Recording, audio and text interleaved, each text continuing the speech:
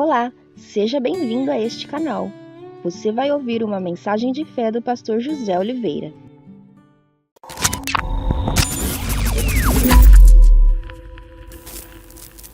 Galera, estamos aqui então iniciando nosso podcast com o nosso convidado mega especial, é amigo pessoal meu, fui padrinho de casamento dele, ixi, eu tô expondo tudo aqui. É uma pessoa que eu tenho muito carinho e não só pelo carinho, mas eu sei que ele é um homem de Deus e tem muito para nos ensinar hoje, é meu amigo, ele é da nossa igreja, ele pastoreia uma das nossas igrejas hoje, pastor José, tudo bem, pastor? Tudo bem, pastor Márcio? Só vitória? Gabriel, graças a Deus, é um prazer, é sempre uma honra estar com vocês, para poder partilhar da palavra de Deus, essa é a nossa maior alegria, né? Seja muito bem-vindo. Obrigado. E eu me lembro daquele versículo, que a árvore é conhecida, Exato. sempre viu os frutos na vida do Sempre, pastor. sempre. Glória a Deus por isso. E isso que você tá falando, né? A árvore é conhecida pelo seu fruto, pelos frutos até então, e não é demagogia, não.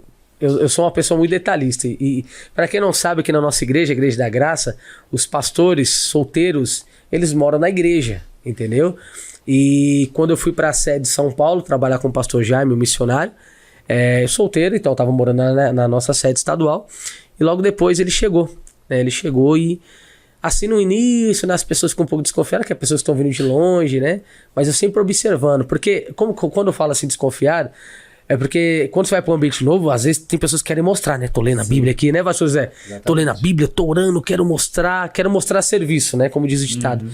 E ele sempre foi essa pessoa, mas o período todo quando ele ficou lá. O senhor ficou quanto tempo na sede? 2 anos cravadinho. 2 anos cravadinho. E sempre tinha ali o seu momento devocional, sendo de manhã ou à noite, né? Até à noite ele também fazia.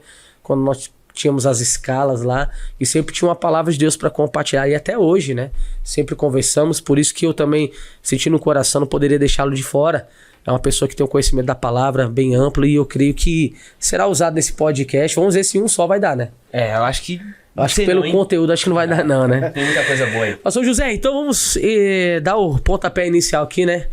Reencontrando sua identidade. Você vê como ele é tão caprichoso que ele até trouxe um esboço pra gente. Ó. Ele mandou esboço, tudo bonitinho. Então, verdadeiramente está diante de uma sala de aula, tá bom? Na escola do Espírito Santo. O Espírito Santo colocou esse professor hoje aqui. Pastor José, então, o senhor quer partir de onde? Falando sobre esse assunto.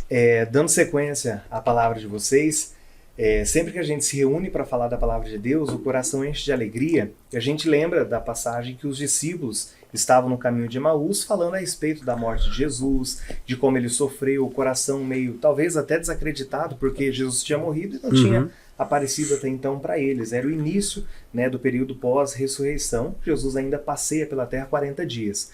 Só que quando eles falavam a respeito de Jesus, o próprio Jesus entra na conversa sem ele saber e faz parte da conversa.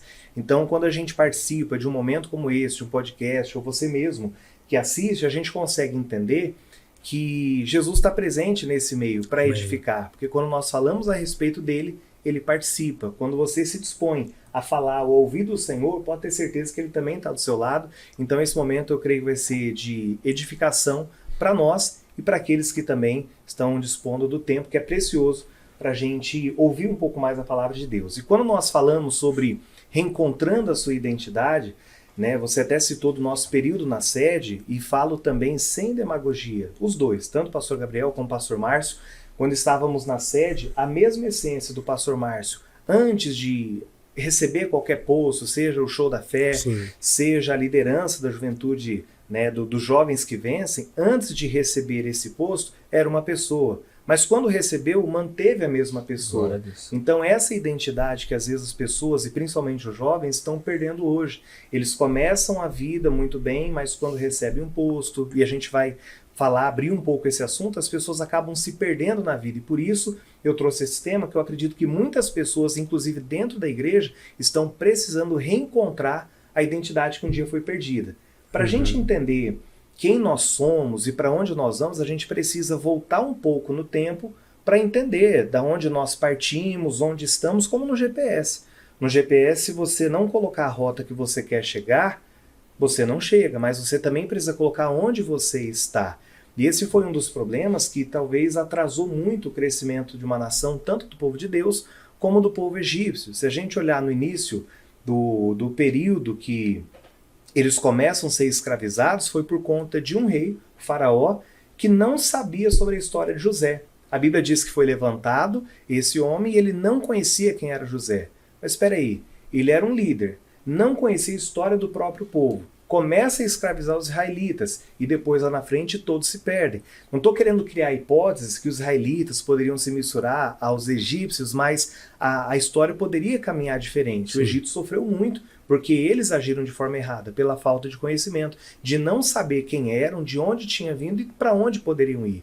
Então, quando a gente parte dessa premissa, a gente começa a lembrar quem éramos quando Deus nos chamou, quem somos hoje, o que nós podemos ser.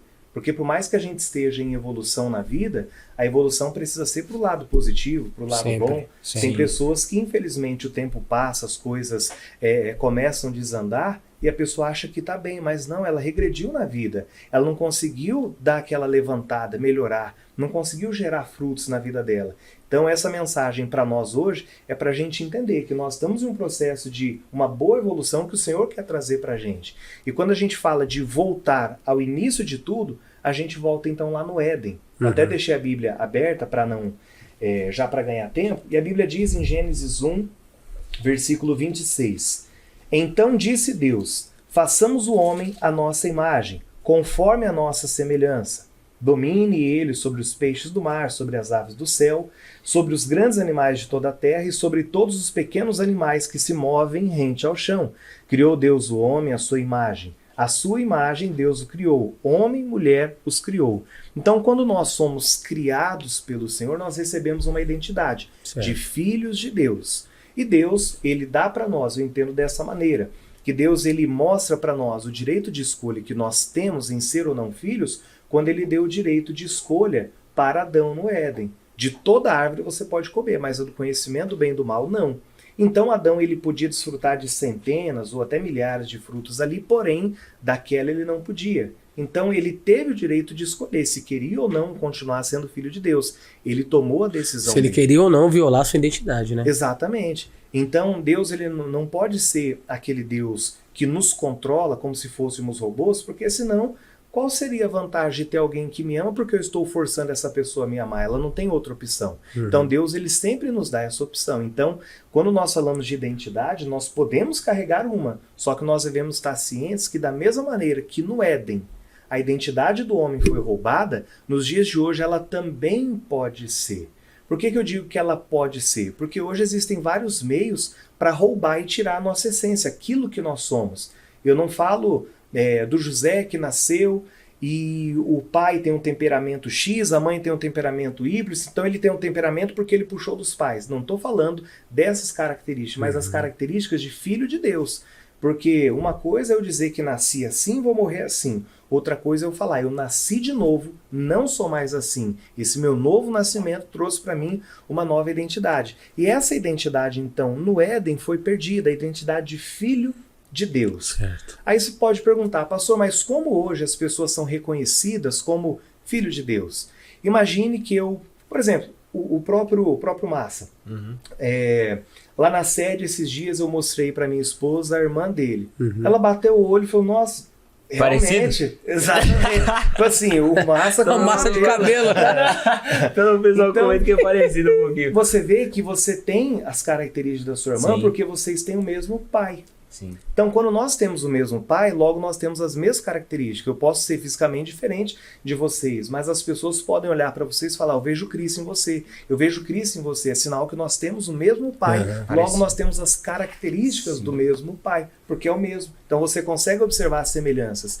E eu acho bonito quando a Bíblia cita em Malaquias 3,18, a gente às vezes repete, e não é errado, né? Mas a gente precisa às vezes voltar lá no início da Bíblia para entender às vezes o que o profeta está dizendo.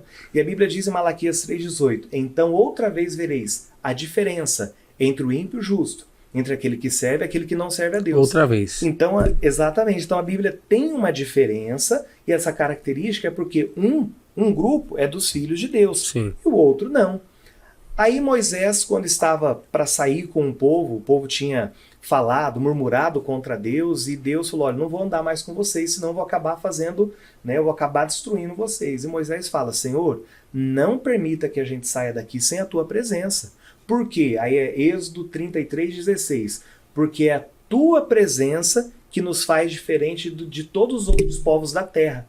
Então, o que nos diferencia é ter a presença de Deus em nossas vidas. Essa característica, essa essência, que foi perdida no Éden, se a gente olhar na linha do tempo bíblica, 4.200 anos aproximadamente depois, Jesus vem para recuperar a nossa identidade que um dia foi perdida. Adão foi expulso do Éden, Eva foi expulsa e eles... E o senhor repara, né, até desculpa te cortar, pastor, é que ele perdeu a identidade, foi logo no início de tudo ali, né? Logo no início. Você vê que demorou depois muito tempo para Jesus tentar e de fato conseguir trazer uma nova identidade, né? Sim. Você vê que o preço que o erro tem, né, para a vida das pessoas, né, cara? Às vezes, Exatamente. dependendo, demora muito tempo pra pessoa ter a restauração completa na vida dela. E percebe, repara comigo, eu acredito que o senhor até esteja vivendo isso nesses dias, sobre a perda de uma identidade, Sim, de um documento importante. Nem sempre se percebe na hora. sim. Às vezes a pessoa vai demorar uma semana, cadê aquele meu documento? Aconteceu comigo isso aí, a minha habilitação.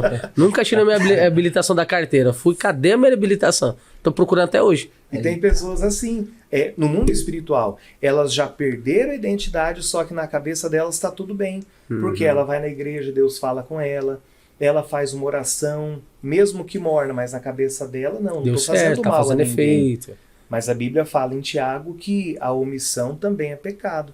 Então tem pessoa, não estou fazendo nada. Mas o não fazer nada também é um pecado e gera a perda da identidade. Sim. E Jesus, no livro de João 1,12, ele declara: aquele que ouve as minhas palavras, esse é filho. Então hoje a identidade ela foi entregue para nós de volta? Foi. Há mais de 2.000 anos, falando espiritualmente, quando Jesus vem, talvez Deus olhou, poxa, não tenho o que fazer, eu preciso enviar. E esse era o plano dele, envia Jesus e recupera para nós a identidade. E o versículo, o central da Bíblia, a gente pode, vamos supor, separar um versículo da Bíblia só, qual seria? João 3,16. Porque Deus amou o mundo de tal maneira que deu seu Filho unigênito para que todo aquele que nele crê não pereça, mas tenha vida. Então ele recuperou para nós a identidade Filho de Deus. E hoje nós estamos num mundo onde a tecnologia, onde as coisas elas estão crescendo de maneira tão rápidas que os pais estão pensando duas vezes em colocar um filho no mundo. Sim. O senhor é pai, né? A Manu tá com quanto? 8 meses agora. 8 8 meses. já vai chegar no nome.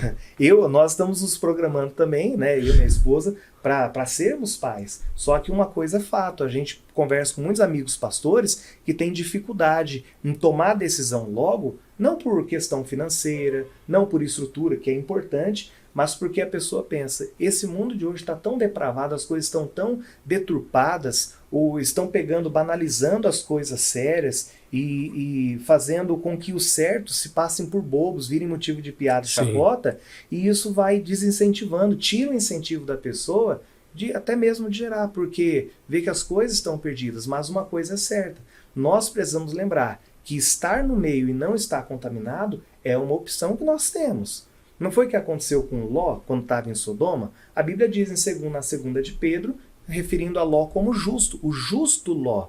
Peraí, ele estava no meio de um lugar contaminado, mas não se contaminou.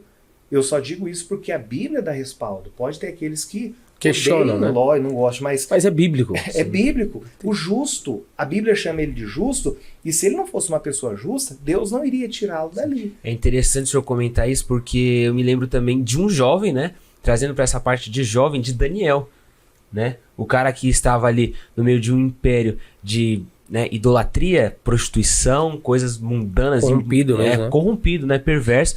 Só que a Bíblia diz que ele não se corrompeu, né? Então a Babilônia não entrou dentro dele, ele não perdeu a identidade dele, né? É isso que o senhor está comentando agora. Exatamente. Temos o jovem José também. O jovem José, que foi outro. Sai da casa dos irmãos sem perder a identidade, né, de filho de Jacó, de Israel. Vai pro... Eu não costumo chamar ele de José do Egito, mas José no Egito. Porque ele não era do Egito. Ele tinha não fazia parte dele. Não fazia. Então eu costumo chamar ele de José no Egito. Porque ele estava ali, mas ele não se contaminou, mesmo com as injustiças que foram feitas. Não uma, nem ele não foi duas gerado vezes. no campo do inimigo, né? Não foi. Pelo contrário. Exatamente. Ele tinha uma essência dentro dele. O pai dele, o Jacó, não era mais aquele Jacó, era Israel. Sim. Né? O pai dele recebeu uma nova identidade, que a gente até vai abrir um pouco da parte do Jacó depois, mas o José ele permaneceu aquele espírito íntegro, e essa presença de Deus na vida dele fez ele ser diferente no meio onde ele estava. Gênesis 39:2 diz, onde ele colocava as mãos prosperava. porque Deus era com ele. Então a presença de Deus nos torna diferentes. A presença de Deus traz para nós a identidade, aquilo que nós temos. Né? Vocês comentaram na semana passada, esteve aqui a doutora Verusca. Foi. E talvez no vídeo dela, no podcast, na gravação com ela, ela vai até abrir um pouco mais esse assunto. Sim. Que eu separei. Não sou da área, mas me arrisquei na preparação, pegando palavras também de um psicólogo para trazer a estratégia do diabo lá atrás e que hoje também é aplicada. Eu vou fazer a leitura, e aqui nessa leitura, segundo essa psicóloga que eu peguei, ela fala sobre sociopata e psicopata. Ela diz que até os dois termos podem se confundir, né? Podem até ter muitas semelhanças um do outro. Uhum. E nesse vídeo ela diz o seguinte, que estes são mentirosos, sem empatia, possuem senso de superioridade, desprezam sentimentos da pessoa e a principal característica deles, esse tipo de pessoa não tem identidade própria, estão sempre se espelhando em pessoas ao redor conforme conveniência ou necessidade. Por serem incapazes de possuir identidade, invejam o outro tentando destruir o que o outro é. Essa característica eu separei, porque se a gente olhar a serpente no Éden, que ali era o próprio diabo, sim, ele não tinha mais a identidade dele, né, de anjo, enfim, né, se a gente pegar os textos lá dos livros... O que ele representava, né, ele representava. Era uma identidade muito forte, né, pastor? É. Era muito forte. E agora, por ele ter perdido isso e não ter capacidade de gerar novamente isso nele, ele tenta roubar isso que é dos outros. E no Éden, como o pastor falou, com pouco tempo, isso foi perdido. Ele entra, conversa, né, tem uma versão, não sei se é a NVI, que diz que o Adão estava do lado da Eva. Ela come do fruto, se vira e dá para ele. E ele come também. Então a serpente, o próprio diabo, né? A Bíblia diz em Apocalipse que a serpente, a antiga serpente é o diabo. Então ali naquele momento ele agiu como um desses, tentando tirar a identidade de outro. Por não conseguir ser mais como, ele faz o quê? Tenta destruir. Então o mundo espiritual é tão real quanto que nós vivemos hoje. Então o diabo ele tenta roubar aquilo que a gente tem. Você vê jovens inteligentíssimos, jovens com saúde, com família, bem-sucedidos, que estão hoje vivendo numa profunda depressão, síndrome do pânico, bipolaridade, pessoas com síndrome de burnout. Então, a psicóloga talvez tenha até falado um pouco sobre isso. Ela fala muito sobre esse assunto. Hoje. Isso, infelizmente, é muito comum. Não vou dizer que é normal. Não vou normalizar aquilo que a Bíblia não normaliza, mas é algo muito comum, infelizmente. Porque os jovens foram perdendo, adultos estão perdendo a identidade. Na minha igreja mesmo, querendo ou não, a gente já chegou o caso de tratar pessoas com depressão e não são jovens. São pessoas já com 50, 60 anos de idade, né? E você vê que às vezes quem apoia, quem dá suporte é um pai ou uma mãe de 80 anos de idade dando força para um filho de 60. Isso acontece. Mas o diabo ele tenta fazer isso de todas as maneiras. E para começar, obviamente, com uma mensagem sobre o assunto, eu não Começando sou... agora, hein? Não sou psicólogo, mas eu queria ler um texto que eu acho importantíssimo para a gente começar e ver a estratégia de um rei no período dos juízes e que hoje ele continua ativo, presente nos nossos dias. Isso está em Juízes, capítulo 1. Do 1 ao 7. Exatamente.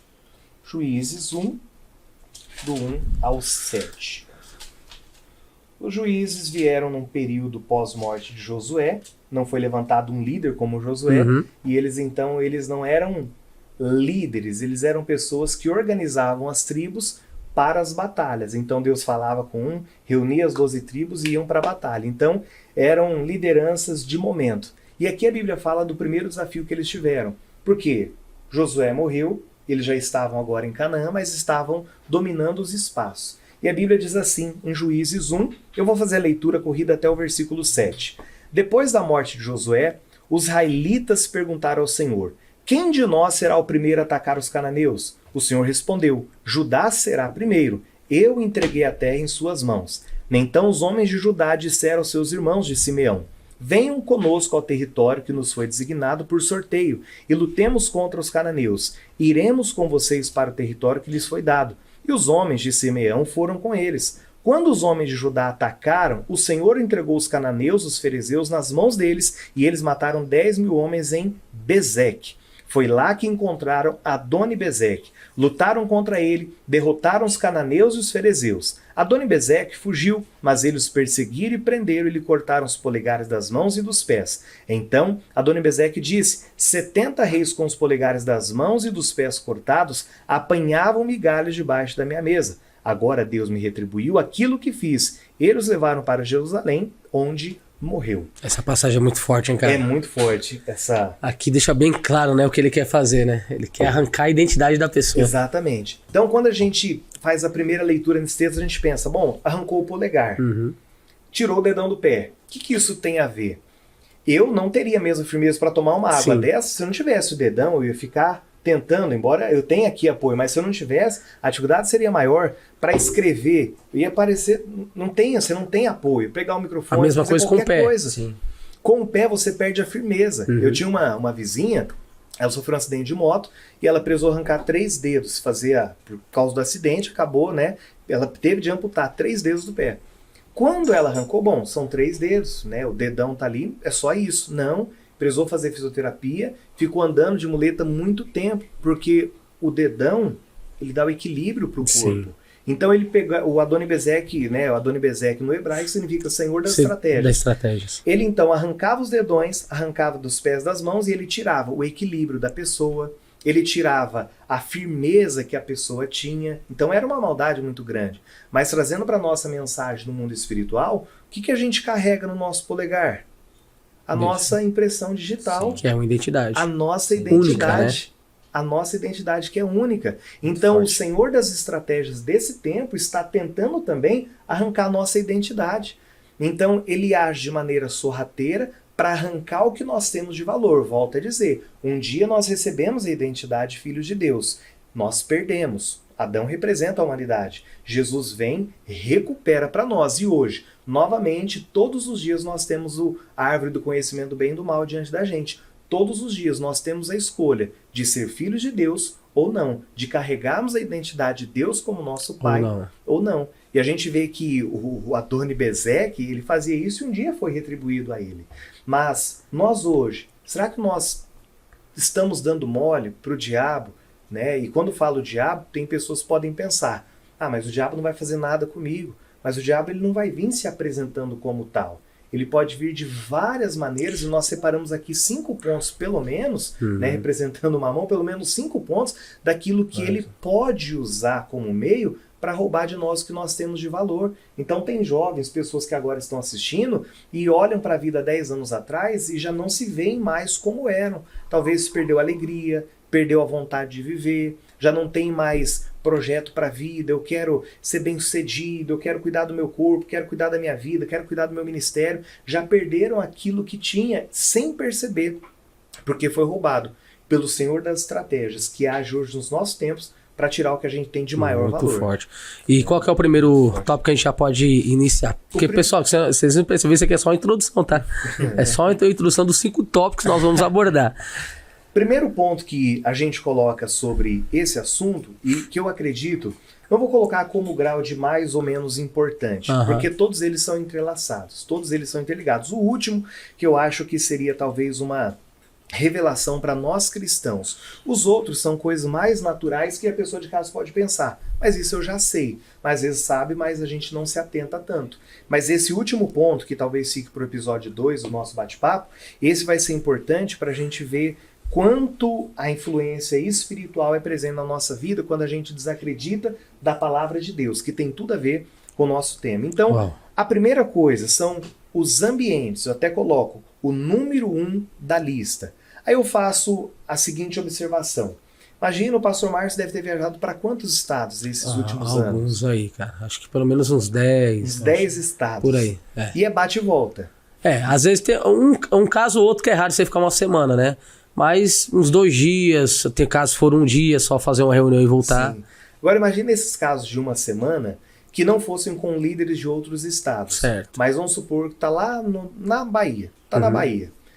Na Bahia, todos os baianos com o seu sotaque, devagarzinho, igual o pastor Fernandes, aquele jeitão, tal, bacana. Se você ficar muito inserido naquele ambiente uma semana que seja, você volta para São Paulo diferente. Você já vai voltar lembrando do sotaque que você falava lá, Sim. e até o seu jeito de pensar, de falar, de agir já vai ser semelhante. Isso é natural por causa do ambiente que nós estamos inseridos. Né? Vai para o Rio de Janeiro, você volta arrastando também o Quase S. um carioca, né? Você vai para o sul do país, você volta também, não só querendo tomar um chimarrão, né? Que você gosta que muito. é maravilhoso, um bom mate é maravilhoso, mas você começa carregando a identidade do ambiente onde você está. Isso para qualquer lugar do país. E hoje, abordando um pouco sobre juventude, eu estava ouvindo recentemente um desses filósofos que são bem conceituados hoje no Brasil. Eu nem lembro se ele é cristão, mas a observação que ele faz em relação ao ambiente da escola hoje é de ficar boquiaberto. Por isso que você vê hoje muitas pessoas boas do meio cristão defendendo aquele homeschooling, de você criar agora os seus filhos dentro de casa, trazendo a educação da escola. Para quê? Para que ele não se misture no ambiente. Né? Claro que é um assunto que dá pano para manga, poderia ter até um episódio com alguém só sobre isso, porque é um assunto muito amplo, né? Que é de se pensar. E esse filósofo ele faz o seguinte, ele fala o seguinte: escola hoje é um dos ambientes mais perdidos da face da Terra. Uau. E nessa entrevista que ele fala, ele diz o seguinte: o professor acadêmico ele tem a formação dele, por exemplo, ele é formado em História, ele vai dar aula de História, e quando ele entra na sala, é ele e os alunos, ponto. Então ele pode falar ali o que ele quiser, pode falar o que bem entender.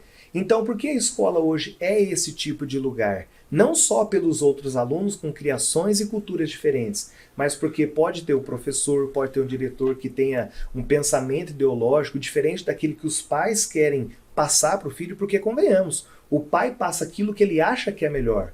E o professor, ele não deve ser um influenciador, não deve ser alguém para trazer ideologia, ele deve ser um educador, alguém para trazer a matéria só. É aprender a ler, aprender fórmula de Bhaskara, né? Convenhamos, né? Ninguém usa isso na vida. Né? O sistema do Brasil não é nem referência, né? Infelizmente.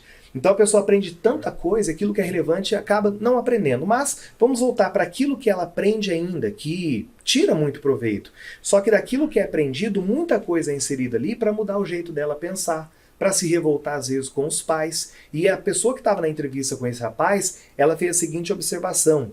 Se não me engano, era uma médica. Uma criança de 8 anos que chega em casa e fala: mãe, com quantos anos eu vou saber de que sexo eu sou? A mãe ficou horrorizada, porque ela estava aprendendo esse tipo de assunto na escola, mas que nem é pauta de escola, convenhamos. Com quantos anos eu vou descobrir de que sexo sou? Uma menina fazendo esse tipo de pergunta. Porque às vezes as pessoas colocam, querem empurrar. É o que o senhor comentando isso, eu me lembrei aqui de uma coisa, da faculdade. Uma vez chegamos ali cedo pra aula e o professor ficou falando, mas não tinha nada a ver com a matéria. Aí depois do que ele falou, de tudo que ele tava na cabeça dele, do que ele achava que era o certo, e das opiniões dele, depois de, vamos dizer assim, deturpar o que muitos estavam pensando que era certo, distorcer, aí depois, não, vamos agora pra matéria, mas... E aquele tempo perdido, entendeu? É aquele tempo perdido que era pra ter sido usado, como você tá falando, pra algo sério, né? Exatamente. Então, hoje em dia é o que mais acontece. Né? E a tendência é ficar pior.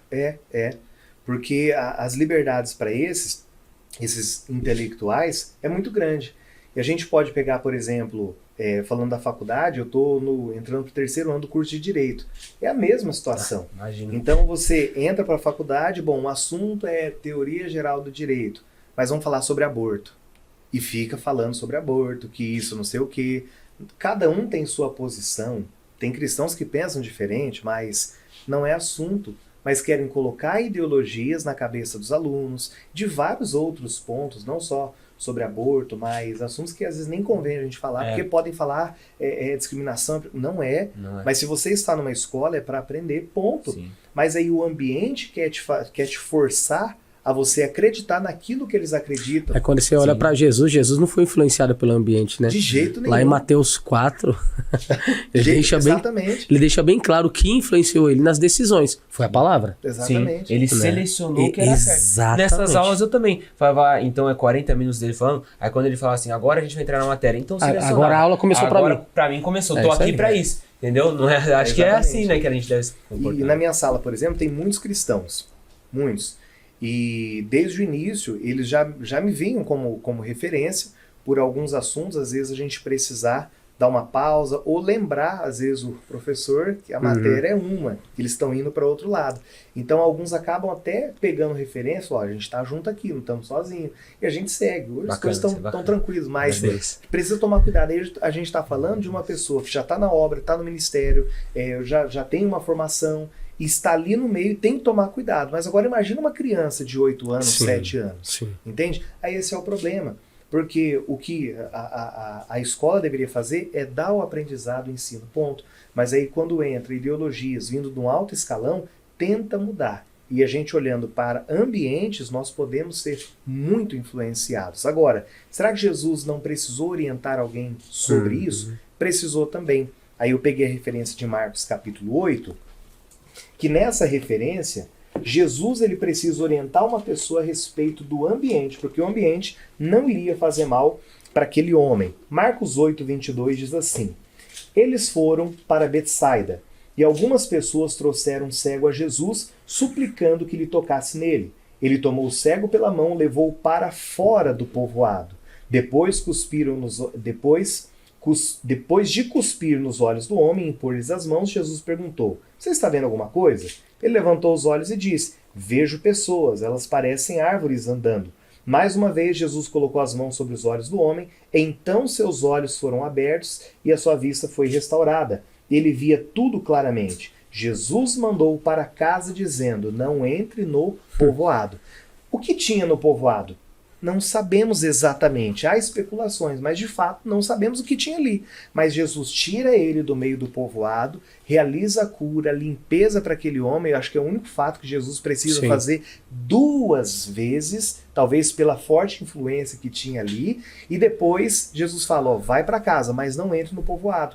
Então o próprio Jesus... O ambiente deveria ser muito pesado. Exatamente, embora a gente possa até pensar o que tinha ali, poderia corromper a fé daquele homem, claro, mas não sabemos o que especificamente. Mas aquele povoado não era um local para ele ficar. É o exemplo que nós falamos dos 2 anjos que vão a Sodoma, e Ló está sentado à entrada da cidade, e os anjos entram na casa dele e depois saem, ó, não olha para trás. Então foi uma direção, sair desse ambiente. Você vê que Jesus ele não se deixa se influenciar por nada, né? Exatamente. Você olha também na passagem de Jairo, você vê que entra Jesus, Jairo, e a sua mulher para dentro da casa para ressuscitar a filha dele. Nem os discípulos dele entraram. Exatamente. Teoricamente, né? Se você for analisar. Era só quem de fato tinha que estar ali para poder presenciar aquela situação. Então Jesus saiu lá da parte externa, entrou para dentro da casa dele para realizar o milagre. Jesus poderia ter dado uma ordem lá fora? Poderia, pastor. Porque ele é poderoso, né? A palavra dele tem efeito. O centurião falou: ó, basta apenas uma palavra e meu servo vai ser curado. Perfeito. Mas em situações que vai ser necessário sair de um ambiente, ir para outro local, né? Por quê? Por causa do poder da influência negativa que existe, né? Porque imagina Jesus ali talvez tentando operar aquele milagre e as pessoas falando tá, porque já estavam perseguindo ele naquela época. Exato. Ali. Já estavam enchendo os pacová dele. Nessa passagem mesmo, quando ele entra e fala: a menina não tá morta, ela tá dormindo. Sim. O pessoal dá risada. O pessoal riu.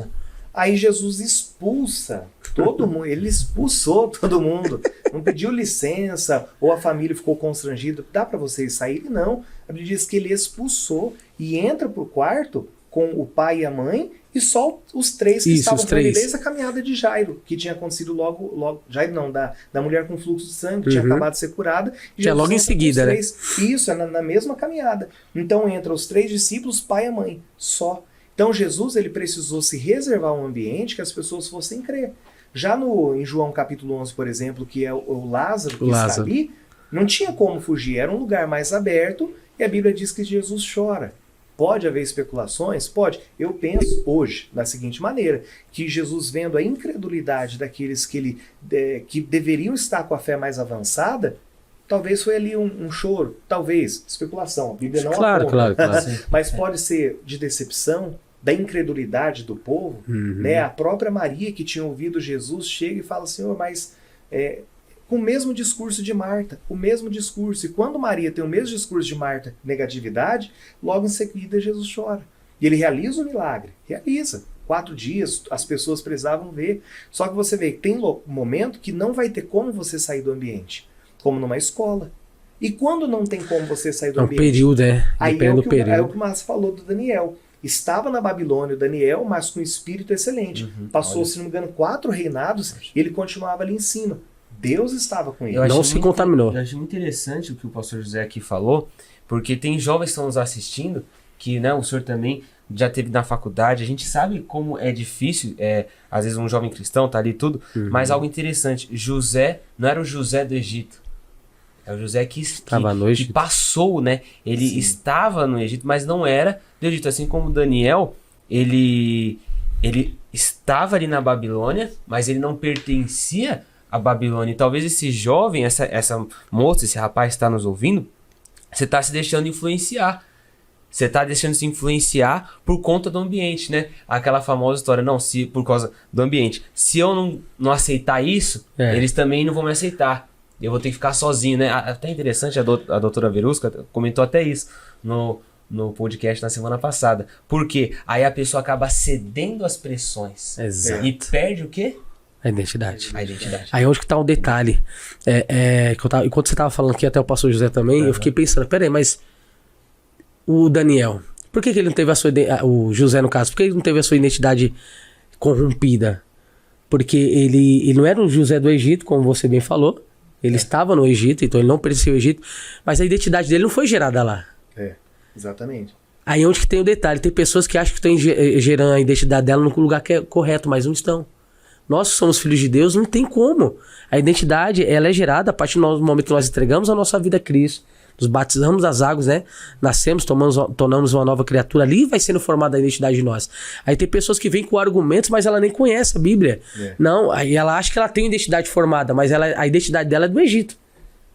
Não é a identidade que foi criada no reino de Deus, entendeu? Então, principalmente essas pessoas que elas estão tendo, pelo menos supostas, que dizem que tem a sua identidade firmada, ela tem que analisar de fato onde a identidade dela foi gerada. Porque se não tem fundamento, firmamento, esquece. Vai cair, mais cedo, mais tarde cai. Exato. Claro que teve o caso do Adão e da Eva, mas só que eles tiveram a identidade deles formada lá no jardim, mas eles tiveram uma ordem. Sim. Né? Vamos dar exemplo. Eu vou lá fazer o meu documento e tudo, né? Tudo bonitinho, mas tem os princípios. Ó, seu documento é esse, sua identidade é essa, seu CPF, o RG, tem que tomar cuidado com o seu documento. Não vai sair, não é? Não empresta o documento pra ninguém, né? Tomar cuidado pra quem você vai emprestar o seu nome, porque senão você vai se corromper. O seu nome vai sujar e você vai ter que pagar por algo que não foi você que fez. Exatamente. Então, no caso de Adão e Eva, a mesma coisa.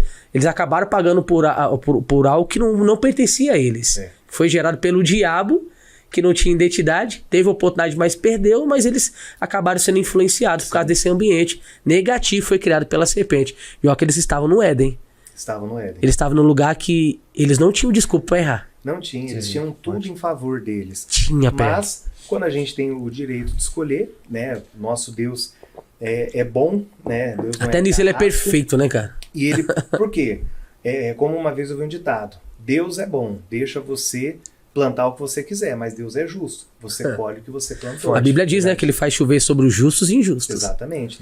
Então, aí quando eu achei importante que o senhor falou sobre pessoas que estão dando sequência na identidade, mas esqueceram de sua origem, porque isso foi o que trouxe divisão entre o povo judeu e o povo samaritano. Sim. Se a gente olhar a história desse povo, quando Deus levanta profeta Jeremias, quando Deus levanta o profeta Isaías, esses profetas, antes dos profetas menores, eram profetas, chamados profetas menores, eles eram profetas que falavam para o povo se arrepender e voltar para Deus, para que não viesse punição. Porque igual um pai fala, ó, filho, não faz isso, se você fizer, vai ter problema. Deus é mau. Não, Deus vinha avisando aquele povo. Ele sempre vai alertando. Exatamente. Aí veio o Império da Síria, e entra em Samaria, que era a capital de Israel, e eles não vieram para destruir, mas vieram para quê? Para tirar os homens de lá, que eram homens bons de serviço, e deixar o povo mais fraco em Samaria. Os homens mais fracos, de idade, debilitado, e mulheres também que já não serviriam para os propósitos deles. O que aconteceu com os samaritanos? Eles foram misturados com vários povos. Por isso que os judeus que foram exilados 100 anos depois, ficam 70 na Babilônia e depois voltam para Jerusalém, né, capital de Judá, esse povo então agora não queria se misturar com os samaritanos, que eles falavam, não, samaritano é um povo que agora está muito diversificado, eles não são mais a origem do povo, eles perderam a identidade dele. Não foi uma foi culpa deles porque desobedeceram a Deus, não é? A diferença é que o Império Babilônico, como que eles escravizavam? Eles levavam para a Babilônia, eles produziam na Babilônia e depois voltavam. E a Babilônia crescia. Os samaritanos não. Os assírios entravam no local e faziam com que aquela nação perdesse a identidade. Então os samaritanos, vão colocar assim, perderam, já não tinham mais aquela essência. E os judeus já não se davam com eles. Então essa perda de identidade acaba levando problemas por onde a pessoa passa. Aí só quando Jesus vem que ele vai quebrando esse paradigma. Lá em João 4, ele pede água para aquela mulher no poço de Jacó, a mulher samaritana. Eu ia falar dela agora. E ela diz, como você, judeu, pede água para mim sendo samaritana? Você vê a resistência, né, que eles tinham, né? E esse povo deixou de se dar por conta de uma perda de identidade lá atrás. A pessoa, quando ela se perde no caminho, e aqui não foram só os samaritanos que erraram, os judeus também. A sorte deles é que eles voltaram preservados, vamos colocar assim. Quando os samaritanos não foram espalhados e perderam a essência deles. Mas não deixaram de ser os samaritanos, que faziam parte do povo de Deus. Jesus vem e acaba quebrando isso. Jesus quebrou espiritualmente e Jesus acaba quebrando para o próprio povo que não estava se dando. Você vê que até os discípulos depois, apóstolo Pedro e Paulo, tiveram umas rixas por conta disso. Um cuidava de um povo, Pedro cuidava dos judeus, Paulo cuidava dos gentios, e tinha hora que Pedro queria pagar de bonzinho na frente de uns, aí Paulo, a Bíblia diz que ele repreendeu na face. Né? Uns apontam que ele deu um... Paulo é engraçado, o Paulo dá uma moleza, né, cara? Gente, foi, nesse episódio, Tiago, o irmão de Jesus, entra, aí o Pedro ele começa a mudar a postura, porque o Tiago entrou. E o Paulo viu a cena, já foi na hora de dar satisfação. Né? Mas... porque o Pedro ali, por mais que fosse um grande homem, né? Foi um grande homem, mas naquele momento é como se ele estivesse dando aquela esquivada também, perdendo a essência dele. Paulo chegou e repreendeu, né? Assim não. Sim. E pastor José, uma pergunta. Como que então um jovem que está numa faculdade, está numa escola, ou está até mesmo num trabalho, ou até Samuel, né, que estava dentro do próprio templo da casa de Deus e via ali Ofni e Finés, né, os filhos de Eli fazendo coisa errada, mas como que esse jovem, o que ele deve fazer para não se deixar ser influenciado pelo ambiente e perder a sua identidade, perder a sua fé? Sim. Nessa parte a gente volta para o início, que a gente foi o pontapé do podcast de hoje. Lembrar quem nós somos. Quando eu lembro quem eu sou, eu sei para onde eu estou indo, eu não vou me distrair. Pode ser o maior professor cursado em Harvard, pode ter os maiores diplomas do mundo, eu não vou me deixar influenciar. Mas porque eu sei quem eu sou. E às vezes um erro de muitas pessoas que entram nesse ambiente é que elas entram completamente despreparadas e cruas, como uma folha em branco, sem saber o que é, e deixa todo mundo e colocando o que ela é, o que ela tem que ser, o que ela pode ser, mas ela esqueceu de quem realmente ela é. Eu vejo que às vezes um problema que acontece, né, falando por experiência, é pessoas entrarem no meio muito abertas ao novo. Espera aí, mas eu sou o que a Bíblia diz que eu sou, né? Como o pastor Jaime sempre diz, nós somos o que a Bíblia diz, e as pessoas, por esquecerem disso, elas acabam errando. Então, conselho para quem vai entrar, primeiro, se prepare espiritualmente para quando você entrar no ambiente, você não se deixar ser influenciado, mas você ser a boa influência. Porque a influência ruim existe, mas tem influência boa também. Tem pessoas que nos motivam a ser melhores, né? A amizade, por exemplo, que nós encontramos aqui, é a amizade que nos motiva a ser pessoas melhores. Mas tem amizades também que são destrutivas. E eu tenho que me esquivar disso. Agora a pessoa está no meio, não tem como ela sair. Como o José, que foi levado à força, como o Daniel, que foi levado exilado também à força, ele e os 3 amigos, Sadraque, Mesaque e Abednego, você vê que eles se uniram.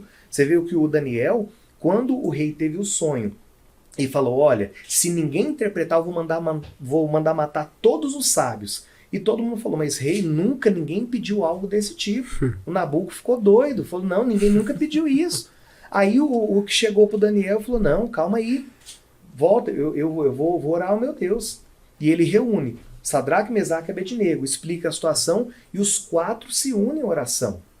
Aí Deus dá a resposta para eles, ele interpreta o sonho e ele é promovido e ele promove os 3. Mas o que eu quero dizer? Ele tinha pessoas boas do lado dele. As alianças, né? As alianças. Então a pessoa, por exemplo, ela está passando por problemas, essa confusão de identidade. Procure uma liderança espiritual, né? Você tem um pastor da sua igreja, uma pessoa que você admira, que sempre foi uma boa influência, procure essa pessoa. O Daniel, ele chamou os amigos dele para unir a fé.